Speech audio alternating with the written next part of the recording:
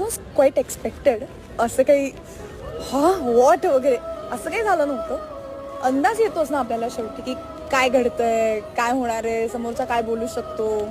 आणि मी जरा जास्तच इंट्युशन्स वाली आहे, त्यामुळे तर मला जास्तच इंट्युशन्स येतात पटकन. कोणी काय बोलणार किंवा कोणाला राग आलाय का हे मला असं पटकन कळतं. त्यामुळे त्याला काय वाटतं हेही मला थोडं थोडं कळायला लागलं होतं. सो काय फार अनएक्सपेक्टेड नव्हतं माझ्यासाठी. पण अर्थात आत्ता विचारेल किंवा आत्ता सांगेल असं वाटलं नव्हतं. त्यामुळे मी तयार नव्हते कदाचित त्या डिसिजनसाठी. सो मला जरा उत्तर द्यायला वेळ लागला. पण आय थिंक कुठेतरी माहिती होतं की आपण होच म्हणणार. त्यामुळे मग फायनली सगळं नीट झालं. जीव उताविया धीर तुझ्या विन क्षणभर राहीना आज तुझ्यातच हेही मला थोडं थोडं कळायला लागलं होतं. सो काय फार अनएक्सपेक्टेड नव्हतं माझ्यासाठी. पण